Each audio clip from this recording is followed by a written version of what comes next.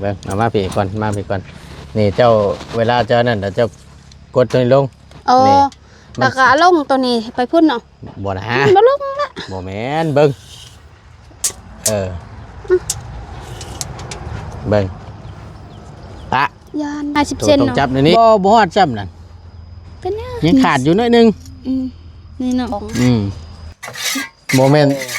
บ่แม่นตั้งแต่เกิดบ่ใต้เกิด แต่เกิดเลย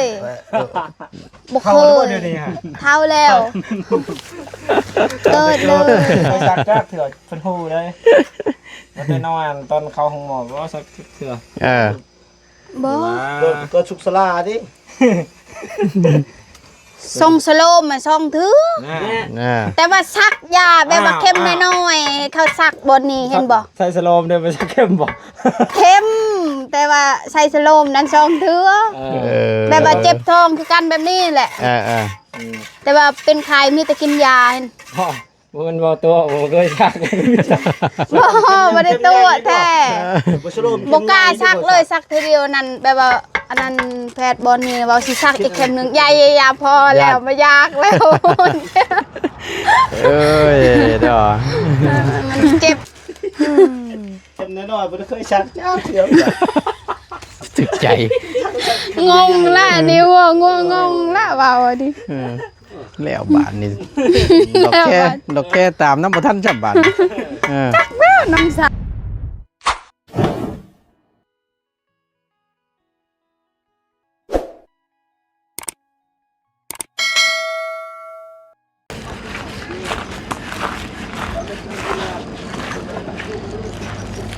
สบายดี เจ้าสบายดีอย่างนี้บาทนี่ เอาบ่เป็นยังมาบ้านนี้พี่น้องเอ้ยทั้งบ่ตุนมา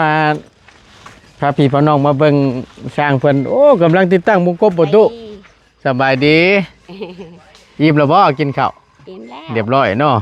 หาลูกบ่เห็น แซ่บ แซ่บ เฮ็ดอะไรกินชั่วบ่ เลย โอ้คักแล้วซั่นเนาะเอาบ่เป็นหยังดอกเนาะก็แต่ว่านี่แหละพากันกับข้าวกับน้ำสู่ทั้งสร้างเพิ่นกินแล้วบ่ใส่กับข้าว กินแล้ว สร้างเพิ่นกินละ เฮ้ย พี่น้องครับทักทายสบายดีและสวัสดีพ่อแม่พี่น้อง FC เบิดทุกคู่ทุกคนเนาะพบเจอกันในคลิปนี้เนาะบรรยากาศช่วงเที่ยงพี่น้องเลยค่อนข้างจะร้อนอบอ้าวเนาะมื้อนี้ป๊าดโธเบิ่งท้องฟ้าพี่น้องเลยแจ่มใสคักขนาดกี่มีก้อนหนึงยังบ่เห็นอยู่ ป้าดโธกระดึกกระดีความร้อนเนาะบ่ไหวเฮ้ย มันหมดไปมัน ฮะ ว่ามันแล้วไว้ มันแล้วไวบ่โอ้มาแต่ชักเขาให้ โดย อันไปซอยที่เจ้าเว้าหั่นบ่ โดย อืม ฮ้อนเลยฮะ เผ็ดลิ้มมื้อนี่ยังดีแล้วมันแล้วไวนั่นน่ะ โดย คำสั้นน่ะบ่แห้งเจ้า เมื่อวานนี่จนอยากตาย หายใจบ่ได้เลย เอ้าดิเนาะ โดย ป๊าดโตหากเธอเบิ่งเด้อบัดเพิ่นตกนี่กันเอาเรื่องอยู่เด้นี่นักอยู่เด้นี่ โดย เธอเบิ่งรถมันยังกินข้าวซะบ่นี่ ปีโป้ดีโด โอ้ปิโป้ดีโด เบิ่งกินข้าวกันนั่ง เบิดเท่านั้นเนาะ ดีบ่นอนกิน ค เนาะ วามขี้คร้านคงมาค่อย กันแน่ดิดื้อถอนออกเรียบร้อยบ่ โดย จำแล้วเหรอว่าฮีดคอง จำแล้ว เรียบร้อยประตูว่ามาจำนะเอาแตงพอน้องของมีบอกมาจ โดย แล้วก็ ำโอ้เรียบร้อยแล้วอันนี้คือความเชื่อนี่แหละพี่น้องส่วนบุคคลเนาะเพราะว่าอยู่พี่ส่วนหลายเพิ่นก็นับถือศาสนาผีแม่นบ่เอ่ย โดย เนาะนับถือผีเนาะเสียดหยังทำหยังก็แม่นครอบแม่นบอกกันนะเนาะยันถ่วงยันตื่น โดยเดี๋ยวจังหน่อยปบหมด ไผให้ปบ เทวดาอยู่นิ้ว โอ้ยตัวกะก็แต่จะกลัวแท้คำบอกข้อบอกจังหน่อยเทวดาสิปุ๊บ โดยอ้าวคันเทวดาปบหมดบ่ได้ว่าเฮาก็แบบว่าอยู่เทวดาบ่ได้คุ้มครองก็มักเป็นใครอย่างนั้น สิบ่สำบาย โดย เจ็บอนอนแน่ๆ โดยแบบเฮาไปใส่หยังมากะเราบ่ได้คุ้มครองเฮาเด้ อ่า เฮาสิมักไปแล้วเฮามักเจ็บเนาะ อืม ไปใส่ก็เจ็บยางน้อยเดียวก็อยากเตะต่อ อ่า ไอ้เยอะ มีเหตุผลเพิ่นพี่น้องเอ้ย ใช้ตั้งอันพอน้องใช้เพิ่นเมื่อละบ่ซะ โดย กลับแล้ว โดยแบบว่าเราอันนั้นให้คนไปเสียยามให้ระบอกระบอ เสียหยาให้ โดยเราก็เลยเมื่อเฮ็ดกินให้อันนั้นกรรมกรของเรา กรรมกร โดย จะได้เสียทั้งอันแม่ได้ไปฉีดยาแล้วบ่มื้อนี้ชักยาแล้ว โดยไปแต่เช้านี่ โอ้ น้องไปซื้อไก่แล้วแม่ก็ไอ้เคยไปส่งไปสักยา โอ้มันแบ่งกัน โดย ลูกเคยพาไปซักยาบ่อืมไก่โยนบ่ไก่ปานใดเนาะ โดย เจ้าไปซื้อไก่แล้วก็ไปช่วยเพิ่นซักเขาให้ โดย ถือว่าแล้วเรียบร้อย โดยมาแต่พุ่นกะรถแบบว่าลกคนไกลยังมากะแบบว่าเราก็ออกหมดใส่ยังเนาะแล้วต้มกับปะอยู่นี่แล้วแม่ก็มาแต่พุ่นแล้วเราก็ดังอันนั้นจุไฟ สุกก็ให้พ่อเขาคงมีจ้ำนี้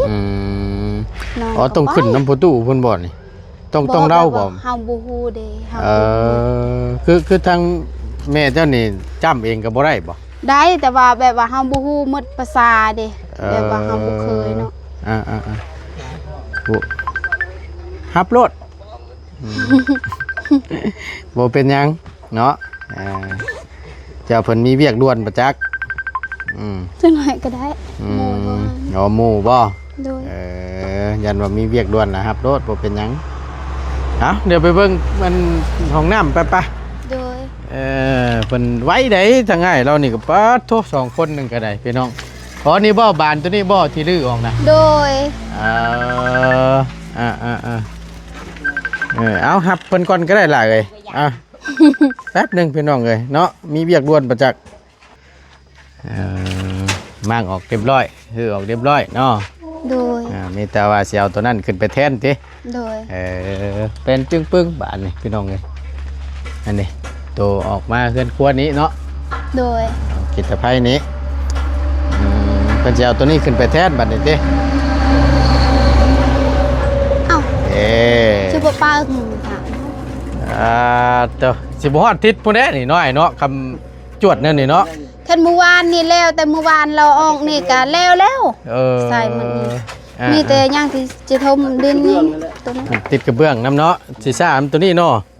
แม่นสบายเด้อเด้อโดยเอาล่ะเพิ่นเอาน้ำยายให้อ้ายเพิ่นแน่เป๊ปซี่นะของโตเด้อเอาน้ำให้เพิ่นมาจักคนมื้อนี่2คือเก่า 2คือเก่า โอเคแบ่งให้อ้ายเพิ่นนำซื้อมาฝาก หน้าดังยามหน้าเปลือกลักแนง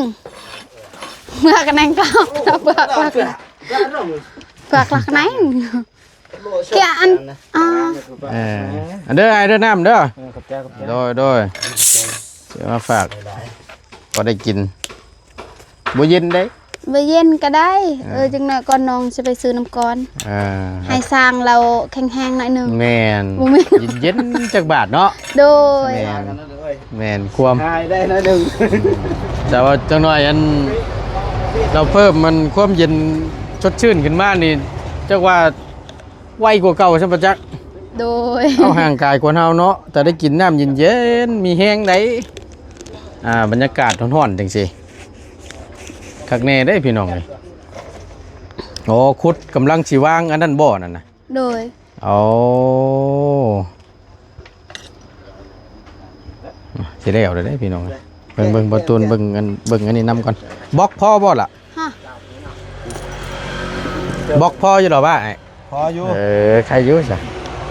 ประมาณนี้20-30ก่อนเพื่อ เอาก่อนวางโทรศัพท์บ่ ตามหัวซ่วมคันใดพร้อมเลย คักแหละพี่น้องเอ้ย มา แต่ว่า2คนนี่เนาะ โดย มา ผู้เช้านี่ก็รุ่นอยู่ได้เนาะย่านฝนตกเนาะคือจะว่าครึมๆเนาะ แ มื้อเช้านี่ นี่ดอกว่านนี่ก็ แม่น เต้านี่ เช้านี่ก็ปาดโท บ่ตกเออ แล้วเราว่าซักเขาของเขาให้ แล้ว เออ 30,000 ตกสับ มันก็บ่แตกคือเทื่อได้เนาะฝนบ่ตกค่ำนี่ แต่ใครนะยานมันแห้งแล้วก็ มันแห้งแล้วบัด เข้าตามัน เข้เปลือกเขาแล้วนะ ข้าวเปลือกตามันบอดแล้วก็บ่แตกจำได้พี่น้องแล้วเนาะ แล้วเลยตากเลย บ บอดแล้วเลย ส่วนลายนะพี่น้องเอ้ย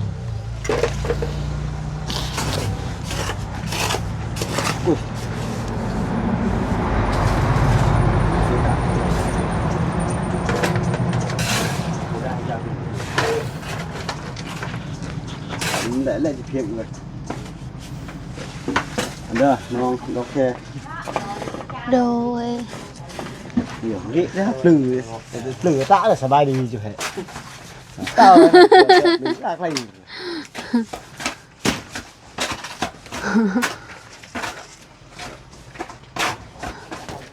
โย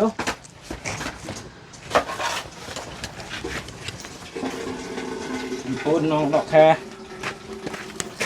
ปุ่นน้องดอกแค่ แย่ครับเลย ตะเบอแกะหยิบโบกเลยฮะเยอะฮะกับโบก น้อง เล เท ย พืชนี่เทผ้าดิตรีตัดราคาโบกเลยราคาโบก เมื่อไหร่เรามาชูฟังใช่ไหมเป็นโลกกระเต็มลุกมาเป็น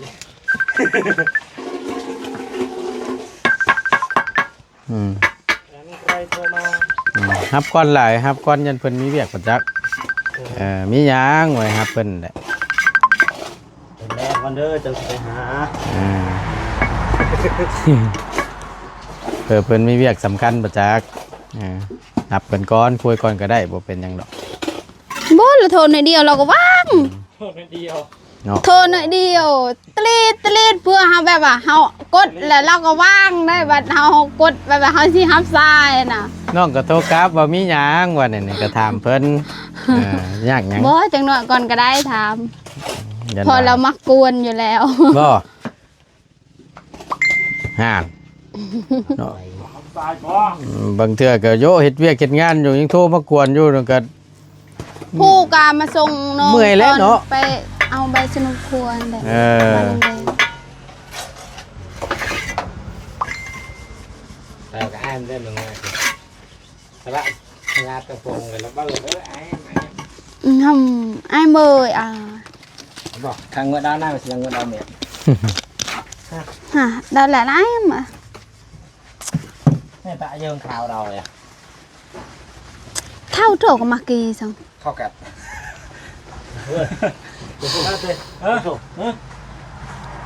ตัดเครื่อง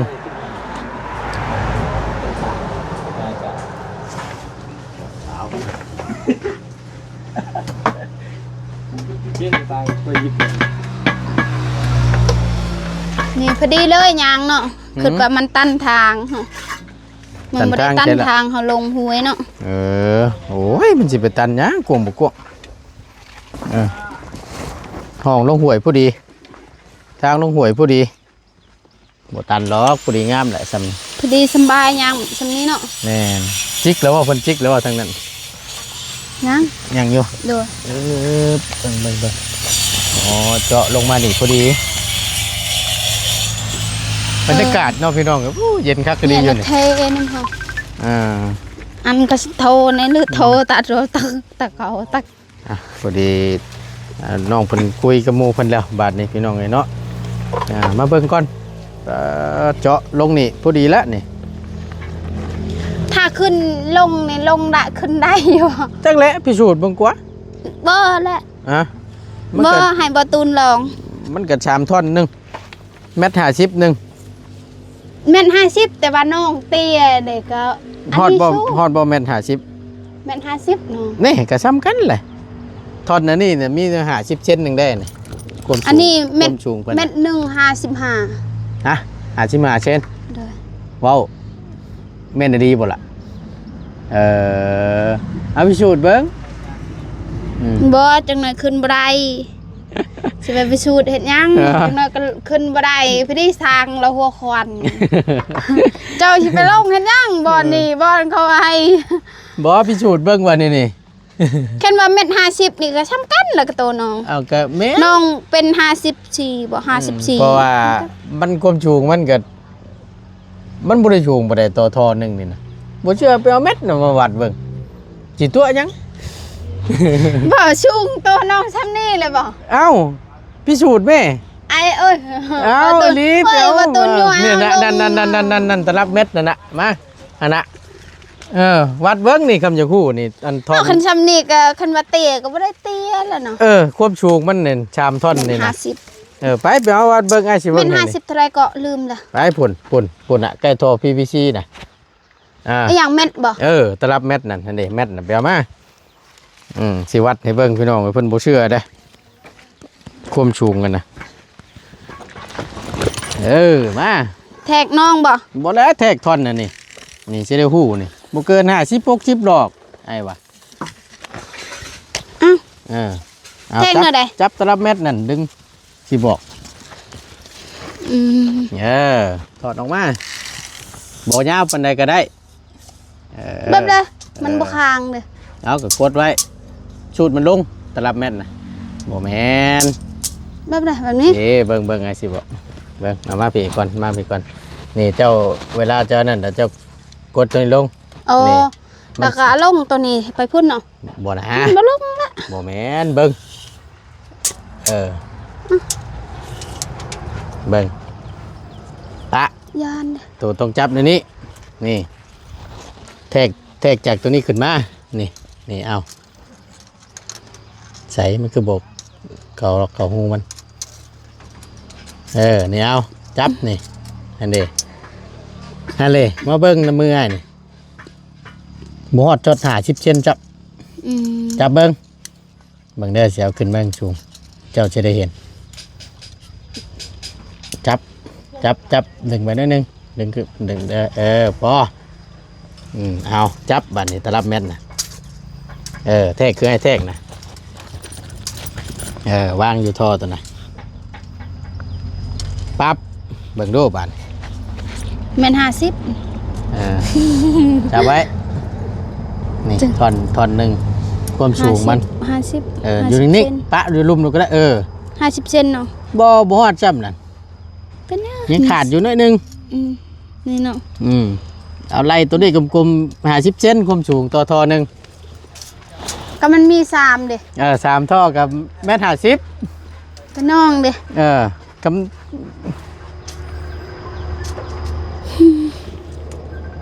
มาให้ในจอแล้วมาแล้วนะ จากหู้เลยพี่น้องเลยเพิ่นจากจักว่าซั่นสิเบิ่งไงมาใช่ ได้แล้วบ่ 1.50ไปดี แม่น50 1.50ไปดีความสูงของน้องดอกแค่ประมาณนั้นก็ซ้ำกันแล้วนี่กับท่อนี่กับ1.50 แค่มันว่าขึ้นเนี่ยก็ขึ้นบ่ได้แล้วมันสำคัญเด้ บ่แล้วตัวยื้อปัดมือตัวสูงกว่าบาดนี่ โอ้ ลืมรู้ว่ามือน่ะ นั่นแหละชื่อไว้อันนี้เด้อเบิ่งสิบอกเด้อเบิ่งถอดออกมามึงดูคือไอ้บอกเมื่อกี้นี่เห็นบ่10เซน20เซน30 40ดึงไป50เซนก็คือได้ละท่อนึงน่ะ60เซน70เซนนี่ดึงไป80เซน90เซนนี่เม็ดหนึ่งเด้อความยาวความกว้างเด้อเม็ดหนึ่งบ่ เม็ดหนึ่งนี่มัน100นี้นี่ โดยนี่แหละจากนี่มาบัดนี่มันกว้างมันยาวส่ำใดให้เจ้าเบิ่งเอาตัวนั้นคำเจ้าลึงไปอีกกับเม็ด10ไปฮอดปุ่นกับ200กับเม็ด2เม็ด บนนี่เนาะเม็ดหนึ่งเนาะ แม่นนี่เด็ก100นี่ โอเค เม็ดหนึ่งน่ะเจ้าฮู้รู้หรอกว่ามันสูงส่ำใดยาวส่ำใดนั่นแหละเม็ดหนึ่ง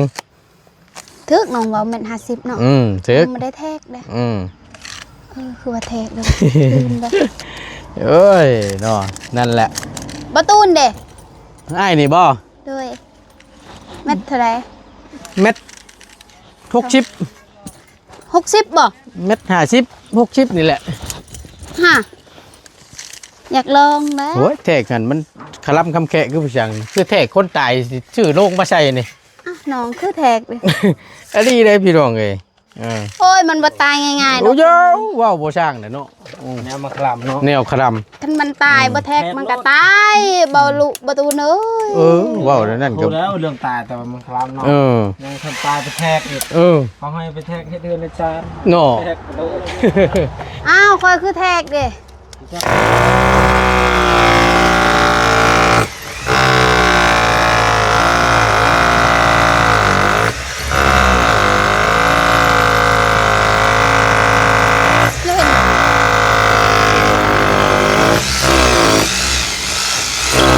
เราเฮ็ด แต่เด็กบ่ โดย เพราะว่าเพิ่นก่อแล้วนั่นเด้ให้มันคัดไว้ให้ อย่า มัน เบิ่ แข็ น งแรง อากันคันกี่ออนเลยเจาะหนึงก็แบบว่าสิเอาแบบว่าเจาะใส่เหล็กแบบนี้เห็นแบบว่าสิเอาทรายมัดไว้เวลาอาบน้ำยังสิใส่เครื่องเกาะเครื่อง ให้เพิ่นแล้วก่อนตัวน่ะให้เพิ่นแล้วก่อน โดย บ่ยากหรอก จ้าเครื่องวันนี้เลย บ่เวลาอาบน้ำเนาะเฮาใส่แพรยังเนาะเกาะไว้เนาะ ว่าง่ายก็เพียกมองว่างแพมองสีอาบน้ำมานะ โดย ให้มีเพียกมีอย่างพาดแพไว้ก่อน โดย พาดเชือกผ้าไว้จักหน่อย โดย ล้มก็ไม่เพิ่นแหละหัวยากหรอกเพิ่นให้มันแล้วก่อนให้ฮอดขั้นตอนนั้นก่อนมือเพิ่นจัดการให้ ใช้เบิ่งกัน มีไฟก็สะดวกสบายพี่น้องก็ว่าแหละวางเหล็กตัวนี้เนาะนี่แหละเพื่อความแข็งแรงดอกแค่ ขึ้นซอย แม่นตอนนั้นก็ตะปูเกาะไปแล้วก็เพิ่ม ปั๊บมักสิบ เติ เล ม ยเขาเฮ็ดเนาะ หึ เขาเฮ็ดปั๊บมักสิบ เนาะแนวมันแล้วบ่ แนวของมัน จักเอื้อนซากุเมแบบนี้คือกันบ่ ถึกแล้ว ตัวเล็กเอาก็ได้ตัวบล็อกเอ็มร้อยพอ อ่ะ ปัญญา โซกแทง เก็บไว้ เลือกมันสม บ่ตูน เจาะ เจาะตีน เจาะให้ยังน่ะ เจาะคือหูนี่ เจาะตีนตัวนะ ใส่ตังหู เอาว่าไอ้สิเจาะให้ ระเบิดฮูเลยแล้ว เนาะเว้ยว้าวได้เฮ้ย แนวมัน แต่เข็มนี่หูนิดหน่อยนึงก็ยังเจ็บบ่เจ็บป้า น้องกาเด้อน้องบ่มี บ่บ่ได้เจาะหูบ่ได้ใส่ตุ้มหูนี่เนาะ โดยไตเกิดจนเท่าเดียวนี้เขาซักหาเธอเดียวตอนที่น้องเป็นไข้ตอนนั้นเจ็บท้อง บ่แม่นบ่แม่นตั้งแต่เกิดบ่ใต้เกิด แต่เกิดเลยบ่เคยเท่าแล้วอ้าวก็เท่าแล้วหน่อย24ปีเนาะ เจ้า4ปีเท่าเลย เท่าแล้ว ป้าดโตบ่ตูน32ครึ่งปีครึ่งคนเลย อีหยังครึ่ง เอ้า32ปีเลยคนเฮายืนได้60นี่ก็สูงสุดนี่ป้าดโตสุดยอดแล้ว คนตะกี้เบาๆเนาะ แม่นคือเดี๋ยวนี้นี่ยากได้60ปีนี่ 50นี่ก็ยัง50ปีนี่ก็ยั อ้าง วน้ อื อ ด ง ได้ ก็เท่าแล้วเนาะ แม่น 24 เชลซีเพิ่นว่ะ บ่ธรรมดาได้ผล 24 ต่างไป ปี เกิดเลยบ่ แต่เกิดเลย ไปสักจักเถื่อเพิ่นฮู้เลยมันไปนอนตอนเข้าห้องหมอว่าสักเถื่อ บ่ ก็ชุกสลาดิ ทรงสโลมมาส่องถือ นะ แต่ว่าซักยาแบบว่าเข้มน้อยๆเขาซักบนนี้เห็นบ่ ใส่สโลมเดินไปสักเข้มบ่ เข้มแต่ว่าใส่สโลมนั้นส่องถือแบบว่าเจ็บท้องคือกันแบบนี้แหละ แต่ว่าเป็นไข้มีแต่กินยาเห็น พ่อมันบ่ตัวบ่เคยชัก บ่ได้ตัวแท้ บ่ชโลม บ่กล้าซักเลยซักทีเดียวนั้นแบบว่าอันนั้นแพทย์บอลนี่ว่าสิซักอีกเข็มหนึงยาพอแล้วไม่ยากแล้ว เอ้ยเด้อ มันเจ็บแม่แล้วก็ยานเลย นอกไม่เคยใส่บ่ บ่เคยชัก ใส่แล้ว สโลมส่องเทื่อ เออ แบบว่าเขาซักบนนี้มันบ่เจ็บปานใดเด้ บ่สิบ่เจ็บบ่แม่นบ่เคยชัก บ่เคยซักบ่ ฮะแล้วอื่นซักก็รุ่นน่ะซักนั่นน่ะแล้วอื่นซักบ่ ใจ งงคือกันน ดของเรา ใหญ่ยังบ่ เออ เข็มน้อยๆบ่ได้เคยชักจ้าเดียว ถึกใจ งงละนิ้วงงละเบาดิ เออแล้วบานนี่ดอกแค่ตามน้ำบ่ทันจับบานเออ แม่น้ำสางจักสางเบาเนี่ย บ่ทันจับ บ่ไผถือก อืม บ่เคยชักย่านเถื่อนฟังแต่น้อยแต่ว่าไอ้ชโลมกะ ช่องชะลมช่องเทือกับตัวนี้ แต่ว่าแบบว่าเขาสักตัวเดียว แค่บ่ เอ้ยเนาะเอาพี่น้องไงว่าหยอกบ่นูหัวม่วนเนาะพี่น้องเนาะไปสันมิตรว่าให้ทั้งง่ายเพิ่นเฮ็ดเวียกก่อนพี่น้องเอ้ยเนาะอยู่ดีมีแฮงหน่อยเด้อสบายดีไปหลับไปฮ้อนจับมิตรว่าเบิ่งปูนน้ำเพิ่นนี่แหละพออยู่แล้วว่าปูนก็ได้กินข้าวบ่จะลุยอีกได้แล้ว ประตูนมากินเบอร์ กิน พวกกิน ไปนี่เด้ปูนเราก็ได้ชอบอยู่เนาะคักละพี่น้องเอ้ยจักชอบช่างมัน 15 ได้แล้วจัดเนาะไปพี่น้องไอ้บอตูนขอตัวล่ำลาจบคลิปปิดคลิปก่อนอยู่ดีมีแห้ง โดยสบายดี ล่ะสบายดีบ่หยอกก็สิเด้อมึงกินนี่เด้อ โดยบ่เป็นหยัง เออจ้างเพิ่นก็สิหยอกเจ้าหั่นแหละ โดย เออ โอ้ยเนาะพี่น้องเนาะไปพี่น้องเอ้ยบอตูนล่ำลาก่อนเนาะอยู่ดีมีแห้งโชคมานร่ำรวยเด้อพี่น้องเด้อขอบคุณหลายๆที่เข้ามาติดตามและรับชมคลิปเนาะโดยบ่ขามโฆษณาสิ่งที่สำคัญฝากพี่ฝากน้องช่วยกดไลค์กดแชร์เพื่อเป็นกำลังให้ใจให้กับบอตูนเด้อพี่น้องเนาะพบเจอกันคลิปหน้าโชคมานร่ำรวยเด้อพี่น้องเด้อบรรยากาศห้อนจักสำบายดีเด้อ